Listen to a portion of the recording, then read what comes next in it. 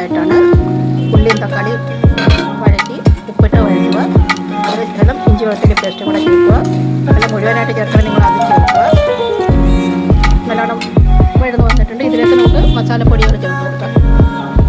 മഞ്ഞൾപ്പൊടി, കുറച്ച് പെരുംജീരകപ്പൊടി, മല്ലിപ്പൊടി, ഗരം മസാല, മുളക് പൊടി, ഇതെല്ലാം കൂടെ നമുക്ക് ഇതിലേക്ക് ചേർത്ത് കൊടുക്കാം. നല്ലവണ്ണം മിക്സ് ചെയ്തെടുക്കാം. അടച്ചു വെച്ച് ഒന്നുകൂടെ നമുക്ക് വേവിച്ചെടുക്കാം.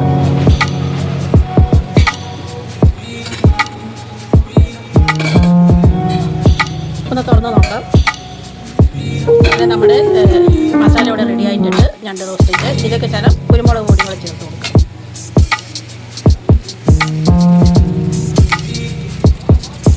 ഒരുപാട് ചേർക്കരുത്. മുളക് പൊടിയും ഗരം മസാലയും ഒക്കെ ഇട്ടുകൊണ്ട് എല്ലാത്തിൻ്റെയും കൂടെ ആകുമ്പോൾ ഒരുപാട് എരിവായിരിക്കും. ഇത് നമുക്ക് അടച്ചു വെച്ചിട്ട് ഞണ്ട് വൃത്തിയാക്കി കൊണ്ടുവരാം.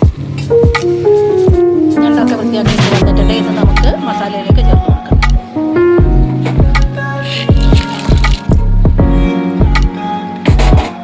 ഒന്ന് മിക്സ് ചെയ്തെടുക്കാം.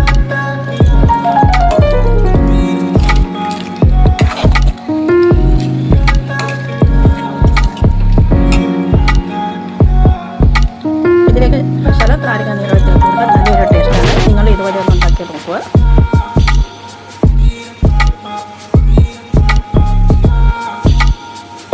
നല്ലോണം മിക്സാക്കി എടുക്കാം. വെള്ളം ചേർത്ത് കൊടുക്കണ്ട. ഇതിൽ നിന്ന് തന്നെ വെള്ളം ഇറങ്ങി വരും. നമുക്ക് അടച്ചു വെച്ച് വേവിച്ചെടുക്കാം. മസാലയൊക്കെ മിക്സായി അടച്ചു വെച്ച് വേവിച്ചെടുക്കാം.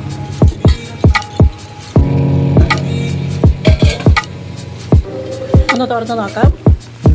അങ്ങനെ വളരെ ടേസ്റ്റി ആയിട്ടുള്ള ക്രാബ് റോസ്റ്റ് റെഡി ആയിട്ടുണ്ട്. ഇത് തിളയ്ക്കുന്നതുകൊണ്ടാണ് വെള്ളം പോലെ തോന്നുന്നത്. വെള്ളമൊന്നുമില്ല.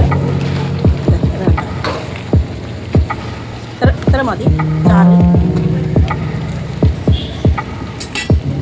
അപ്പോൾ വീട്ടിലൊരു വീഡിയോ ആയിട്ട് കാണുന്നവരേക്കും ബൈ.